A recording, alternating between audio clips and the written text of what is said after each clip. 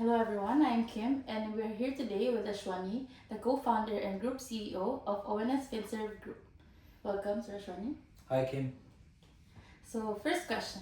How do you ensure fund structures investing into India have genuine substance? Thank you for the question. Earlier days, when substance were being looked at, it was more aesthetics. The day when substance were being looked as a paper checklist exercise have gone.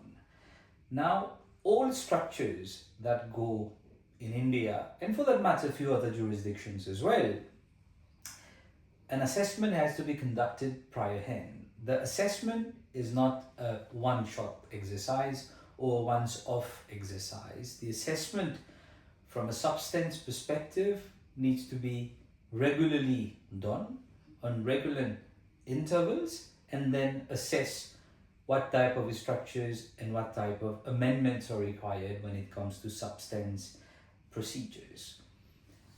Substance and substance over form are two different concepts altogether. Regulatory angle structures look at substance, but taxman looks at substance over form. And substance over form are much more in-depth analysis of what is required for a structure and for investments going into multiple markets, including India as well. One thing as part of our assessment that we do as a firm is we ensure that when we look at any structure focusing on investments into India principally, have most of the control, management, advisory, assistance and transaction support outside India for that matter. The reason why we should look at that is we should not go into a situation where we meet the test for substance but we fail the test for permanent establishment.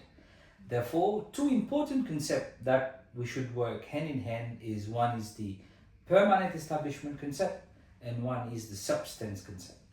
When we look at substance, we principally look at substance over form. And when we look at permanent establishment, we ensure that no major or controlling decisions are actually happening inland in India. Okay. And for the second question, how do you mitigate GAAR risk in India-focused fund structures? All right, thank you. The GAAR risk, or what I call inherent risk in the business.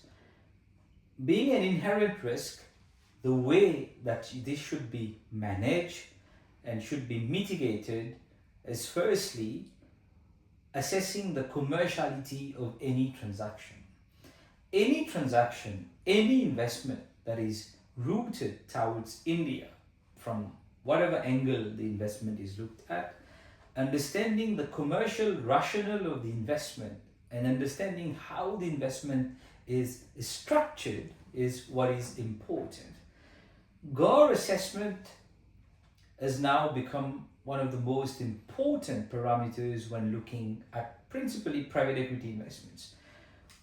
When we look at private equity investments, understanding the current time when the investment is happening and forecasting the exit scenario is what allows you to make a proper assessment of the GAAR impact at the time when the investment is going to be matured.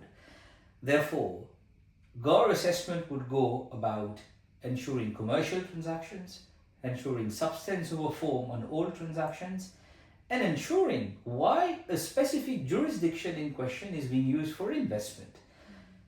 Selection of jurisdiction for investment is no longer based on the old concept of treaty-based shopping. Anyhow, the benefits of treaty-based shopping no longer exist.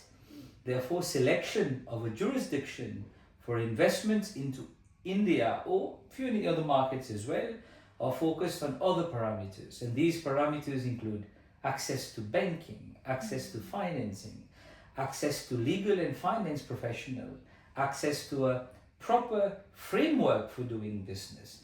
There are many IFCs in the world who are growing but fail in meeting the requirements of what fund managers want, what private equity fund managers want. And these would include the whole stakeholder system, from banking to legal to accounting, from compliance to secretarial. And these are reasons what makes selection of a jurisdiction feasible when it comes for investments into India. So that these are the main parameters that should be looked at from a GAAR assessment when selecting a particular jurisdictions for inbound investments into India. And next one is, where are investment decisions actually made?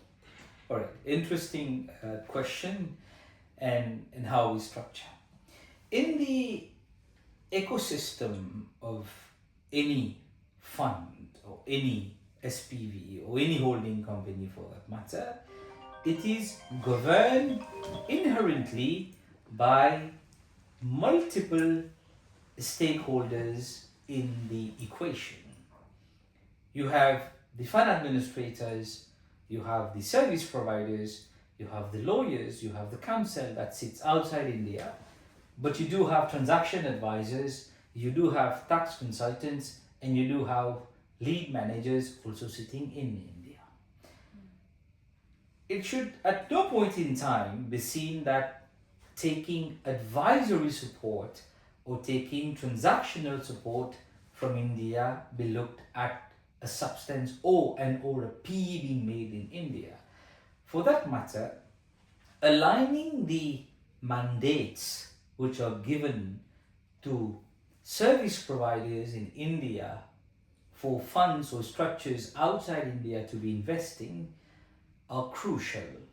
These mandates should be solely limited to support, advisory on a once-off transaction, and limited to certain key elements which belongs to the laws of the lands in India, and should not be towards the whole guidance for the overall transaction.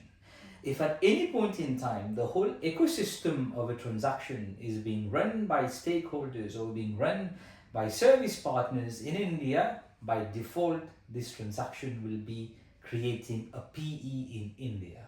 So that is the whole thing that we'll look at, and we ensure that at no point in time a transaction is driven from India for investments therein.